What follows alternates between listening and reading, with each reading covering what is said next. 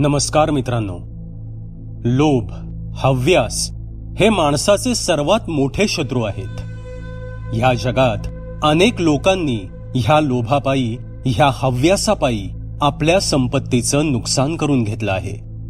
पण कधी कधी असं सुद्धा घडतं की एखाद्या गोष्टीचा अतिलोभ, अतिहव्यास फक्त मनुष्याच्या संपत्तीचं नुकसान करत नाही, तर त्याचं संपूर्ण जीवनच उद्ध्वस्त करून टाकतं. कधी कधी तर आयुष्यात इतके भयंकर काहीतरी घडतं ज्यामुळे ती शक्ती जी माणसाच्या आयुष्यात हे सर्व घडून आणवत असते, ती मनुष्याला एका भयंकर जगात ओढून नेते. आणि ते जग म्हणजे आत्म्यांच्या अंधाऱ्या जगात. ही कथा एका तरुण मुलाची आहे, ज्याचा अतिलोभ, अतिहव्यास त्याला अशा एका भयंकर सापळ्यात अडकवतो ज्यातून सुटणं खूपच अवघड होऊन जातं. चला तर मग जाणून घेऊ की तो मुलगा त्या सापळ्यात कसा अडकला, त्याच्या बरोबर काय झालं, त्या भयंकर सापळ्यातून त्याला परत जाण्याचा मार्ग दिसला का नाही, का तो कायमचा एका भयावह सत्याच्या पाशात गुरफटला गेला. बघूयात मित्रांनो. आजच्या कथेचं नाव आहे एक महाभयंकर सापळा. कथेला आता सुरुवात करू.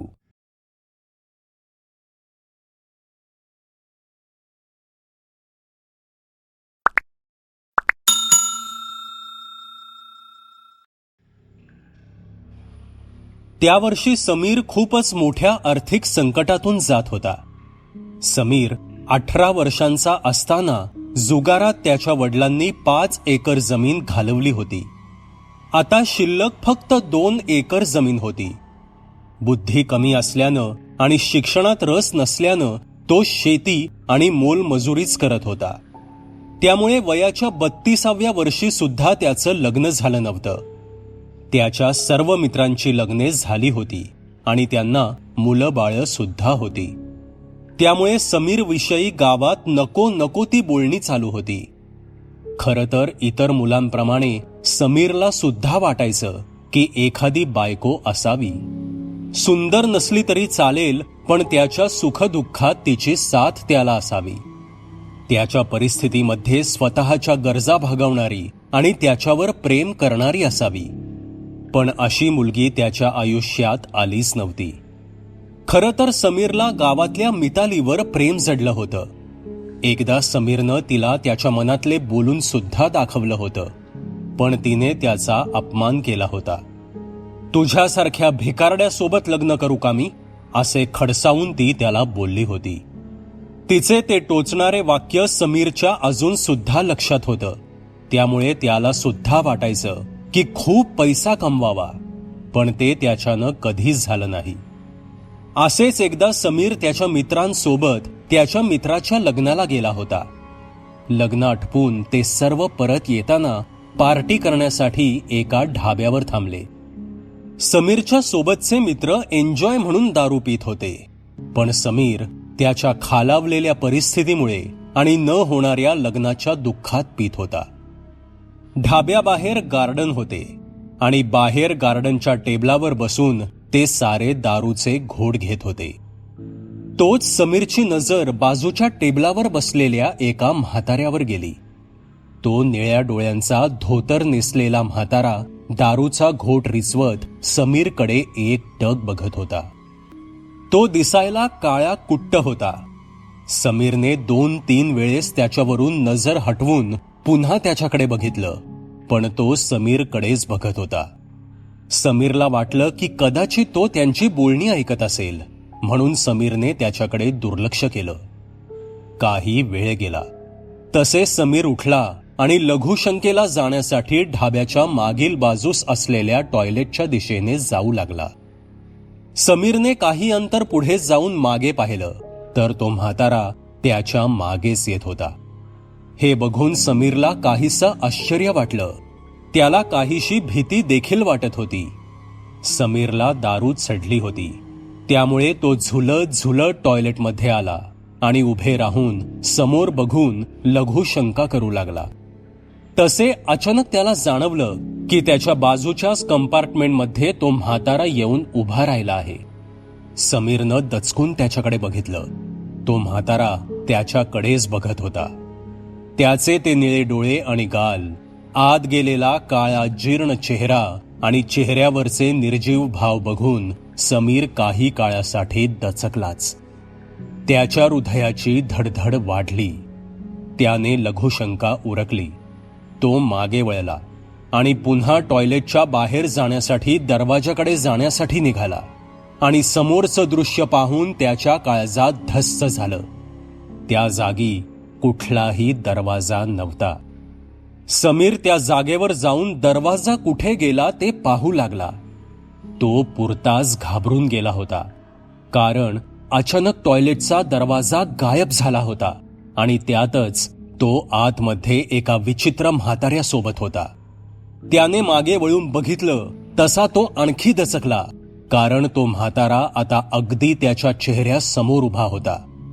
त्याचे निळे डोळे समीरच्या डोळ्यांसमोर होते. तसे घाबरून समीर मागे सरकला. काय काय पाहिजे तुम्हाला? तुम्ही कोण आहात आणि इथला दरवाजा कुठे गेला? समीरने घाबरतच त्या म्हाताऱ्याला विचारलं. तो म्हातारा अजून सुद्धा त्याच्याकडे निर्जीव चेहऱ्याने बघत होता. दरवाजा? इथे तर दरवाजाच नव्हता, त्या म्हाताऱ्याने उत्तर दिलं. हे काय बोलताय तुम्ही? मी आत्ताच तर दरवाजातून आत आलो आणि तुम्ही सुद्धा त्याच दरवाजाने आत आला असाल ना? समीर म्हणाला. मी आत आलो नाही, तू आला आहेस, तो म्हातारा म्हणाला. म्हणजे? समीरने विचारलं. ते सोड आणि मी जे तुला सांगतोय ते नीट ऐक.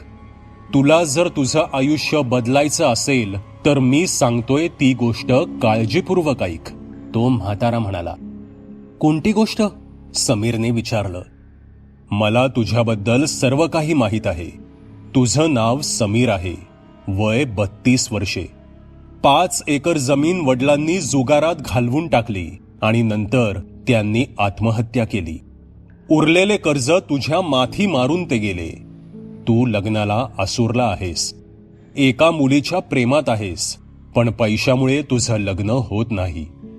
तू रोज ह्याच त्रासात जगत आहेस, पण मनातली गोष्ट कोणालाही सांगत नाहीयेस, तो म्हातारा समीरच्या डोळ्यात बघून बोलला.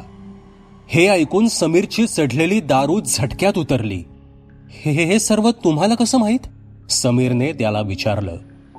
पोरा, माझं आयुष्य गेलं आहे सिद्धी प्राप्त करण्यात. सिद्धीने मला सर्व काही समजतं, तो म्हातारा म्हणाला. पण तुम्ही मला हे सगळं का सांगत आहात? समीरने सरळ मुद्द्याला हात घातला. मी तुझं आयुष्य बदलू शकतो. तुला पाहिजे तेवढं धन देऊ शकतो.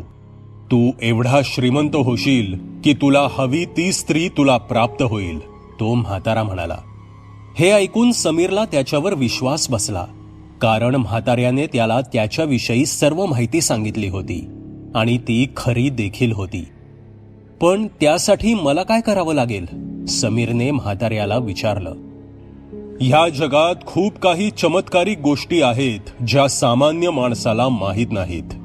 याक्षणी सुद्धा त्या चमत्कारिक गोष्टींपैकीच एक आहे, म्हातारा म्हणाला. याक्षणी? कसली याक्षणी? समीरने म्हाताऱ्याला विचारलं. याक्षणी ही एक अशी सुंदर स्त्री शक्ती आहे जी तुझ्या सर्व इच्छा पूर्ण करू शकते, पण बदल्यात तुला तिच्या सोबत ते करावं लागेल जे ती तुला करायला सांगेल, म्हातारा म्हणाला. मला काय करावं लागेल आणि ही याक्षणी मला कुठे भेटेल? समीरने त्या म्हाताऱ्याला विचारलं. ही कामना नावाची याक्षणी प्रत्येक पौर्णिमेच्या रात्री जेव्हा चंद्र डोक्यावर येतो तेव्हा पाण्यात स्नान करण्यासाठी येते. ती दिसायला खूपच सुंदर आहे, अगदी अप्सरेसारखी. गोऱ्या रंगाची, टोकदार नाकाची, घाऱ्या डोळ्यांची, लांब केसांची, लाल ओठांची ती आहे. ती एका निर्जन ठिकाणी एका धबधब्याखाली पौर्णिमेच्या रात्री स्नानासाठी येते. ती स्नान करते आणि नंतर वस्त्र परिधान करून निघून जाते. पण जर तिला स्नान करून परत जाताना कोणी इच्छा मागितली तर ती इच्छा ती याक्षिणी नक्कीच पूर्ण करते. मग ती इच्छा कोणतीही असो, पण बदल्यात त्या माणसाला तिची एक इच्छा पूर्ण करावी लागते, तो म्हातारा समीरला म्हणाला. त्या याक्षणीचे वर्णन ऐकून समीरच्या मनात तिच्याविषयी कामवासना जागृत झाली होती. त्याचा घसा कोरडा पडला होता. मला तिची कोणती इच्छा पूर्ण करावी लागेल? समीरने त्या म्हाताऱ्याला विचारलं. तुला तिची शरीराची भूक भागवावी लागेल, तो म्हातारा डोळे मोठे करून म्हणाला.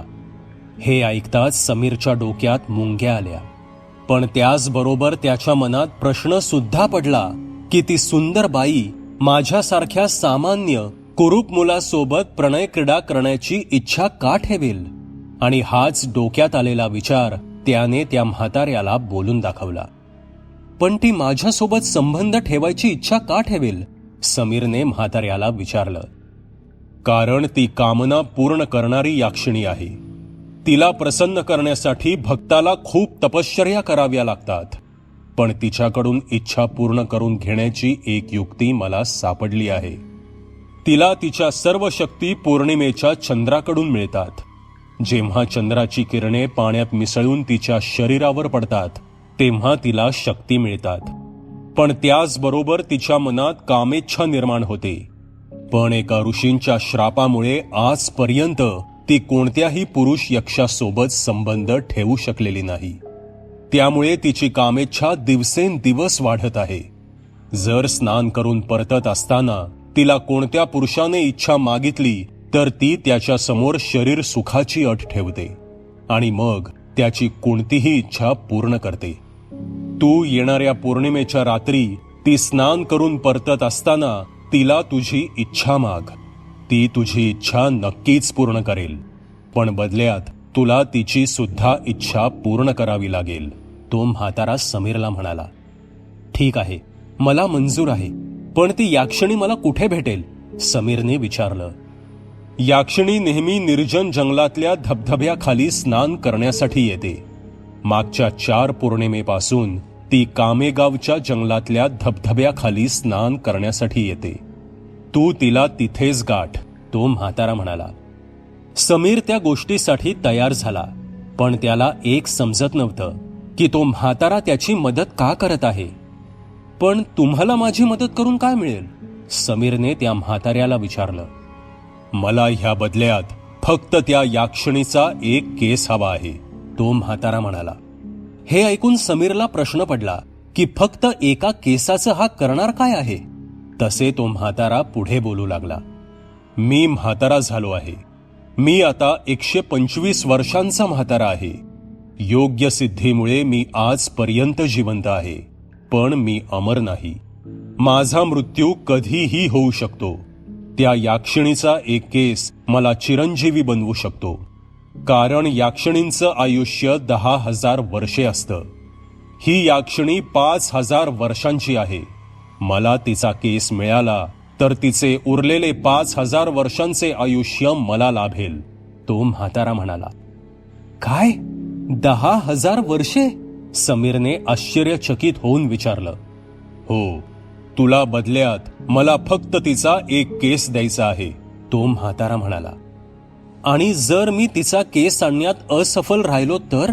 समीरने त्याला विचारलं. समीरच्या ह्या प्रश्नावर तो म्हातारा हसला आणि त्याने त्याची झाकलेली मूठ समीर समोर धरून उघडली. हा तुझा केस आहे. तुझे उरलेले आयुष्य मी घेईन, तो म्हातारा मोठ्याने हसत म्हणाला. त्याचे हे बोलणे ऐकून समीर घाबरला. नको, मला काहीच नको. नको मला कसली इच्छा पूर्ण करणारी याक्षिणी. मला इथून जाऊ द्या, समीर घाबरतच म्हणाला. तुला कसा जाऊ देऊ? कितीतरी दिवसांनी पौर्णिमेच्या दिवशी जन्मलेला कोणत्याही स्त्रीचा उपभोग न घेतलेला पुरुष मला सापडला आहे. तूच माझ्या चिरंजीवी जगण्याचा मार्ग आहेस. तुला त्या याक्षिणीला इच्छा मागायलाच हवी, नाहीतर तुझे आयुष्य मी हळूहळू माझ्या नावावर करेन, तो म्हातारा म्हणाला. तसे अचानक टॉयलेटच्या दरवाजावर थाप पडली. तसे समीरने दचकून मागे वळून बघितलं. ए समीर, दरवाजा उघड, बाहेरून समीरच्या मित्रांचा आवाज आला. समीरने पुन्हा मागे वळून बघितलं तर तो म्हातारा अचानकपणे गायब झाला होता. समीरने पटकन जाऊन दरवाजा उघडला. समीर भीतीने घामाघूम झाला होता. त्या रात्री तो शांत बसला आणि त्याच्या सोबत घडलेली ही घटना त्याने कोणालाच सांगितली नाही. असेच दिवस सरत गेले, पण समीर त्या म्हाताऱ्याला अजून सुद्धा विसरला नव्हता. काही दिवसांनी समीरला त्याच्या शरीरात बदल होत आहेत असं जाणवू लागलं. त्याचे केस पिकायला सुरुवात झाली होती. त्याच्या शरीरातील ऊर्जा कमी व्हायला सुरुवात झाली होती. चेहऱ्यावर बारीकशा सुरकुत्या पडू लागल्या होत्या. पाठीचा कणा कमजोर होऊन अचानकपणे तो पुढे वाकू लागला होता. मनातली कामेच्छा कमी होत होती. स्त्रियांविषयी रात्री पडणारी स्वप्ने आता पडायची बंद झाली होती. एके रात्री आडाच्या काठाजवळ उभा राहून आडाच्या पाण्यात समीर स्वतःला वाकून बघत होता. चंद्राचे प्रतिबिंब त्या पाण्यात पडले होते. त्या म्हाताऱ्याचे बोलणे अजून सुद्धा समीरच्या कानात घुमत होते. हा तुझा केस आहे. तुझे उरलेले आयुष्य मी घेईन. तुझे उरलेले आयुष्य मी घेईन. आणि तो म्हातारा जे काही बोलला होता तसे व्हायला सुरुवात झाली होती. त्या म्हाताऱ्याने समीरचे आयुष्य ओढून घेण्यास सुरुवात केली होती. तोच आडावर टिटव्या घिरट्या घालत भयंकर आवाजात ओरडू लागल्या. त्यांच्या अशा ओरडण्यानं समीर घाबरून गेला. समीरची नजर आडातल्या पाण्यात गेली. तो गोंधळून गेला होता. त्याला पाण्यात कसली तरी हालचाल होत असल्याचं जाणवलं. अचानक पाण्याच्या आतून बुडबुडे यायला सुरुवात झाली. कदाचित त्या पाण्यात कोणीतरी होतं. समीर डोळे मोठे करून त्या बुडबुड्यांकडे बघत होता. तोच त्या पाण्यातून तोच म्हातारा वर आला. तो म्हातारा अचानक असा समोर प्रकट झालेला पाहून समीर दचकला. तो म्हातारा मागच्या वेळेपेक्षा काहीसा तरुण दिसत होता. त्या म्हाताऱ्याने समीरचे 10-15 वर्षांचं आयुष्य ओढून घेतलं होतं. उद्या पौर्णिमा आहे. जर तू याक्षणीला भेटायला गेला नाहीस तर उद्या तुझ्या शरीरात फक्त हाडच शिल्लक राहतील आणि तू म्हातारा होऊन तुझा मृत्यू होईल. बस इतके बोलून तो म्हातारा पुन्हा पाण्याखाली गेला आणि दिसेनासा झाला. समीरला काहीच समजत नव्हतं की तो म्हातारा पाण्याखाली कसा गेला. तो पाण्यात जिवंत कसा राहत असेल. तो म्हातारा नक्की मनुष्य योनीतीलच आहे का हे काहीतरी वेगळं प्रकरण आहे असे विचार करतच समीर शेतातल्या बाजेवर झोपला. उद्या रात्री काहीही करून समीरला कामेगावच्या धबधब्यावर जाणं भाग होतं. नाहीतर तो म्हातारा त्याचं उरलेलं आयुष्य सुद्धा घेणार होता. ह्या विचारानं समीरला झोपच येत नव्हती. आणि जरी तिथे जाऊन सुद्धा जर तिचा केस मला आणताच आला नाही तर माझं काय होईल, हा विचार सुद्धा समीरला मनातल्या मनात खात होता. शेवटी विचार करतच समीर तसाच झोपी गेला. दुसऱ्या दिवशी रात्री दुचाकी घेऊन समीर कामेगावच्या जंगलात पोचला. त्याने त्याची दुचाकी रस्त्यावरच लावली आणि जंगलातून वाट काढत तो धबधब्याकडे जाऊ लागला. जंगलात रातकिड्यांची किरकिर ऐकू येत होती. मध्येच एखादं घुबड ओरडत होतं. समीर घाबरत सावध पावले टाकत धबधब्याजवळ पोचला. तो तिथल्याच धबधब्यापासून जवळच असलेल्या एका झाडामागे लपून बसला आणि धबधब्याकडे पाहत राहिला. चंद्र अजून माथ्यावर आला नव्हता. धबधब्याखाली कोणती स्त्री दिसत नव्हती. कदाचित ती याक्षणी अजून आलेली दिसत नाही, समीरने मनातल्या मनात विचार केला. समीरच्या मनात अजून सुद्धा खूप काही विचार चालू होते. तिला कोणती इच्छा मागू? खूप साऱ्या धनाची का मला आवडत असलेल्या गावातील मितालीची? एका बाजूला पैसा होता तर दुसऱ्या बाजूला प्रेम. काहीच वेळात पौर्णिमेचा चंद्र माथ्यावर आला आणि समीरच्या कानांवर पैंजणाचा आवाज पडू लागला. दुरून एक पांढरी साडी घातलेली काटक शरीराची स्त्री चालत धबधब्याकडे येत होती. तिचे गोरे शरीर चमकत होते. तिच्या अंगावर हिऱ्यांचे दागिने होते आणि केस पायांपर्यंत लांब होते. ती दिसायला खूपच मादक होती. तिने तिची वस्त्रे काढली आणि धबधब्याच्या पाण्याखाली जाऊन एका खडकावर बसली. धबधब्याचे पाणी तिच्या मऊशार अंगावर पडत होते. समोरचं दृश्य पाहून समीरच्या मनात तिच्याविषयी काम इच्छा निर्माण झाली होती. त्याचा श्वासोश्वास वाढला होता. एवढी सुंदर स्त्री त्याने त्याच्या उभ्या आयुष्यात कधीच बघितली नव्हती. ती तिच्या हाताने तिचे केस त्या पाण्यात धुत होती. काही वेळाने ती खडकावरून उठली आणि तिने वाहणाऱ्या पाण्यात सूर मारला. ती पाण्यात पोहत होती. समीरला आता राहवत नव्हतं. त्याच्यातला पुरुष आता जागा झाला होता. ती कधी पाण्याबाहेर येते ह्याची समीर वाट बघत होता. काहीच वेळात चंद्र माथ्यावरून हटला तशी ती पाण्याबाहेर आली. तिचे सौंदर्य दुरूनच समीर त्याच्या डोळ्यांनी बघत होता. तिने तिची वस्त्रे उचलली आणि परिधान केली. तसे समीर धावतच तिच्या जवळ गेला. त्या बाईने समीरकडे मधाळ नजरेनं बघितलं. तसे तिच्या नजरेने समीर न कळत तिच्या प्रेमातच पडला. तिचे ते गोल काळे डोळे, गोरे गाल, ओले झालेले तिचे लाल ओठ, काळे केस, तिच्या अंगावर चमकणारे तिचे हिऱ्याचे दागिने तिच्यावर शोभून दिसत होते. समीरने त्याचे हात तिच्या समोर जोडले आणि म्हणाला, माझी इच्छा पूर्ण करा दी.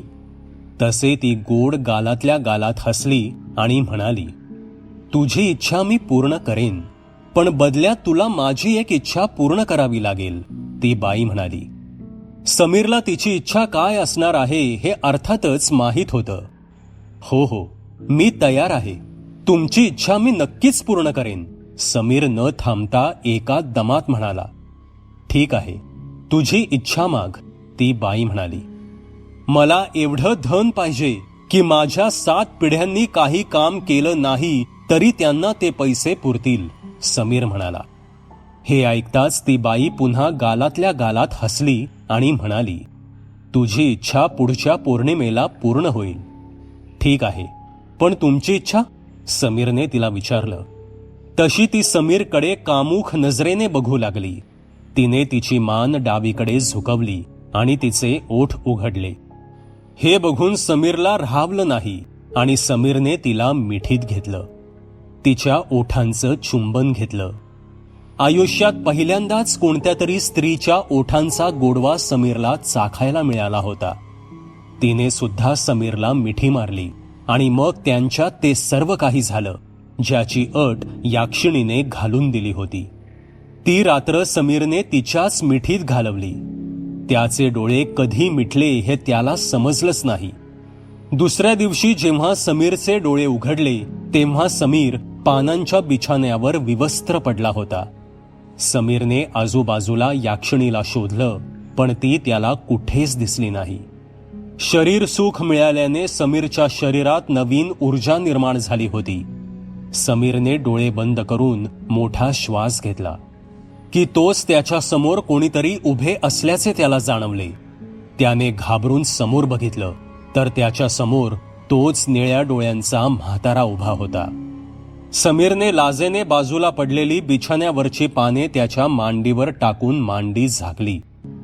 केस, तो म्हातारा समीरच्या पुढे उजवा हात पुढे करत म्हणाला.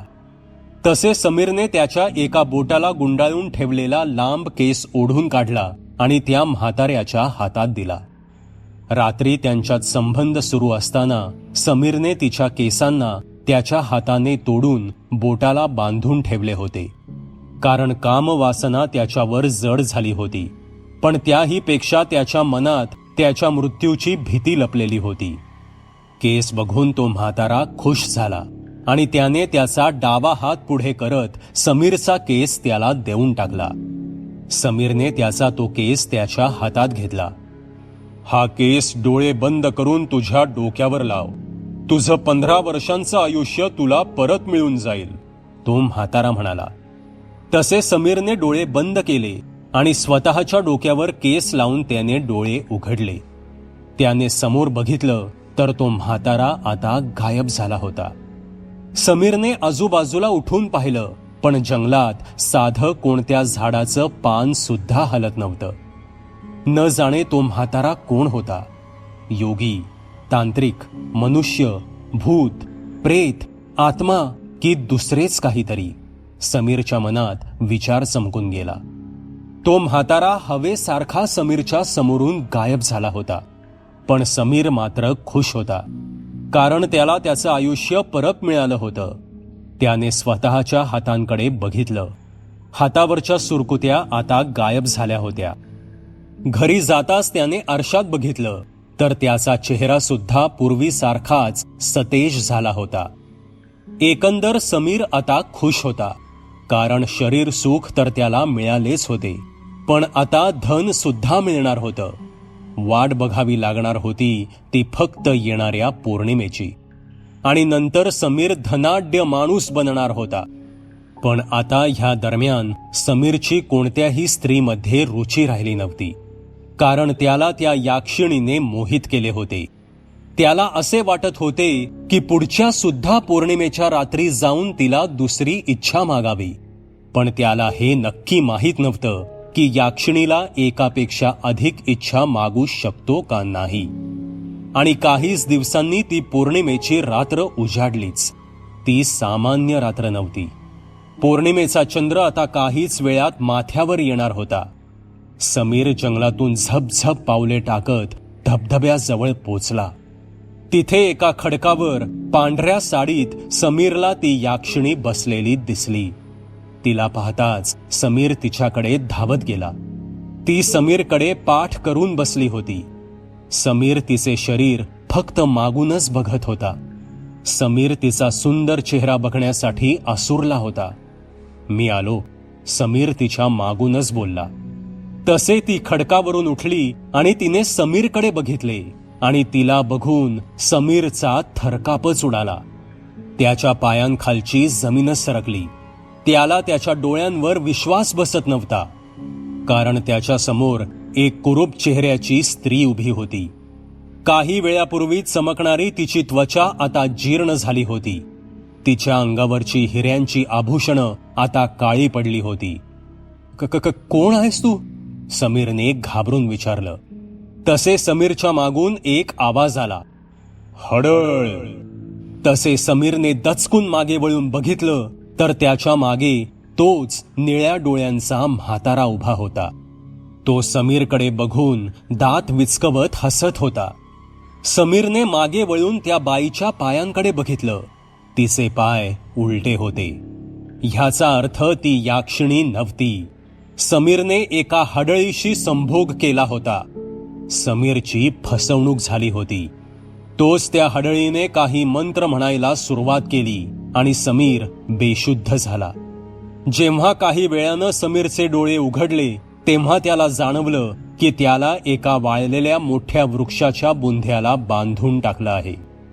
त्याच्या समोर ती हडळ कसली तरी काळी जादू करत होती.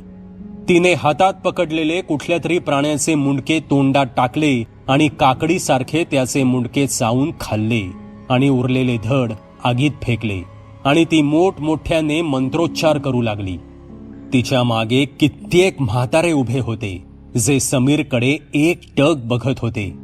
त्या म्हाताऱ्यांमध्ये तो निळ्या डोळ्यांचा म्हातारा सुद्धा होता, जो समीरकडे बघत होता. मला सोडा, सोडा मला, समीर मोठमोठ्याने ओरडू लागला. पण त्याचा आवाज ऐकायला फक्त एक हडळ आणि भयंकर आत्म्यांची टोळी होती. ती हडळ तिच्या जागेवरून उठली आणि तिने तिची लांब तीक्ष्ण नखे जिभेने छाटली आणि समीरच्या समोर येऊन थांबून ती मंत्र म्हणू लागली. त्या कुरूप हडळीच्या शरीराचा दुर्गंध समीरच्या नाकात घुमत होता. तिने मंत्र म्हणत समीरचा चेहरा तिच्या जिभेने चाटला. समीर मनातल्या मनात विचार करत होता, न जाणे आता ही हडळ माझ्या सोबत काय करेल. ती मला म्हातारे बनवून माझे आयुष्य घेईल की दुसरेच भलतेच काहीतरी करेल. तिचे मंत्रोच्चार समीर पुढे सुरूच होते. तिने तिच्या हाताचा चावा घेतला, तसे त्यातून काळे रक्त वाहू लागले. तिने ते रक्त समीरच्या चेहऱ्याला लावले आणि समीरला काही कळायच्या आतच तिच्या तीक्ष्ण नखांनी ती हडळ त्याचे मुंडके कापणार इतक्यात समीरच्या कानावर दुरून काहीसे अस्पष्ट पण खूप सारे आवाज कानावर पडायला लागले. काही वेळाने ते आवाज स्पष्ट ऐकू येऊ लागले. जय महाकाल, असे शब्द समीरच्या कानावर पडायला लागले. त्याने कशी तरी आपली मान वर करून त्या दिशेला बघितलं. तसे थोड्या दूरवर एका वळणावर त्याला एक मंद प्रकाश पुढे सरकताना दिसत होता. त्याचबरोबर हवेत केशरी रंगाचा गुलाल उडत आहे असे त्याला दिसले. काहीच वेळात एक 10-15 जणांचा घोळका पुढे सरकत असल्याचे त्याला नजरेस पडले. त्यात सगळ्यात पुढे एक तेजस्वी, अंगात भगवे वस्त्र परिधान केलेले, पांढरी दाढी वाढलेले एक साधू होते. त्यांचं नाव महेश्वर. महेश्वर हे समीरच्याच गावात राहणारे अनेक सिद्धी प्राप्त केलेले साधू होते. त्यांच्या मागे त्यांच्यासारखाच वेश परिधान केलेले त्यांचे 5-6 शिष्य होते. तसेच समीरचे मित्र सुद्धा त्या घोळक्यात होते आणि अजून काही गावातील माणसे होती. त्या सर्वांकडे पेटत्या मशाली होत्या. त्या होणाऱ्या प्रचंड जयघोषाचा, त्या हवेत उडणाऱ्या केशरी गुलालाचा प्रभाव त्या हडळीवर आणि त्या आत्म्यांवर होऊ लागला होता. ती हडळ आणि ते आत्मे जणू स्तब्ध आहे त्या जागीच उभे होते. ते हलूच शकत नव्हते, जसे काही एका शक्तीनं त्यांना जखडून ठेवलं होतं. तो घोळका आता त्यांच्या जवळ आला होता. त्या हडळीचं रूप पाहून, त्या आत्म्यांना बघून आणि समीरची झालेली अवस्था पाहून गावकरी आणि समीरचे मित्र तसे घाबरलेच होते.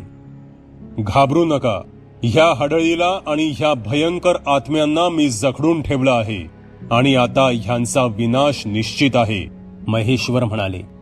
तसे त्यांनी वेळ न घालवता त्यांच्या झोळीत हात घालून एक भस्म काढलं आणि काही मंत्र म्हणून जय महाकाल असा जयघोष करत ते त्या आत्म्यांवर आणि त्या हडळीवर फुंकलं. तसे त्या हडळीच्या आणि त्या आत्म्यांच्या किंकाळ्या वातावरणात घुमू लागल्या आणि काहीच वेळात तिथून ते आत्मे आणि ती हडळ दिसेनासे झाले. समीरच्या मित्रांनी समीरला सोडवलं. समीर आपल्या मित्रांचा आधार घेऊन महेश्वर ह्यांच्या जवळ आला आणि समीरने त्यांना लोटांगणच घातलं. बाबा, आज फक्त तुमच्यामुळे माझे प्राण वाचले. तुम्ही नसता तर आज मी ह्या जगात नसतो, समीर रडवेला होत म्हणाला. नाही पोरा, फक्त माझ्यामुळेच नाही तर तुझ्या ह्या मित्रांमुळे सुद्धा तू वाचलास. जर त्यांनी मला तुझ्याविषयी सांगितलंच नसतं तर आम्ही इथे आलोच नसतो, महेश्वर म्हणाले. पण मित्रांनो, तुम्हाला कसं कळालं की मी इथे अडकून पडलो आहे, समीरने विचारलं. तसे त्याचा एक मित्र बोलू लागला. त्या दिवशी आपण आपल्या मित्राचे लग्न आटपून परत येत असताना पार्टी करण्यासाठी ढाब्यावर थांबलो होतो. तेव्हा तू लघुशंकेला जाऊन येतो असं सांगून गेला होतास. खूप वेळ झाला तरी तू आला नाहीस. इतका तुला का वेळ लागला हे पाहण्यासाठी आम्ही तुला बघायला म्हणून टॉयलेटच्या जवळ आलो होतो. तेव्हा आम्हाला टॉयलेटला असलेल्या एका झरोक्यातून दिसलं की तू एकटाच हवेत हातवारे करत बडबडत होतास. नाही, नको, मला नको, मला जाऊ द्या असे घाबरून ओरडत होतास. आम्ही टॉयलेटचे दार उघडण्याचा प्रयत्न केला पण दार आतून लावलं गेलं होतं. म्हणून आम्ही दार वाजवून तुला दार उघडण्यास सांगितलं आणि तेव्हा कुठे तू दार उघडलंस. त्या दिवसापासून तुझ्या वागण्यात खूप बदल झालेला आम्हाला सर्वांना जाणवत होता. तू कशाला तरी खूप घाबरला आहेस असं दिसून येत होतं. तुझ्या शरीरामध्ये सुद्धा खूप बदल झाले होते. तू अचानक वृद्ध दिसायला लागला होतास.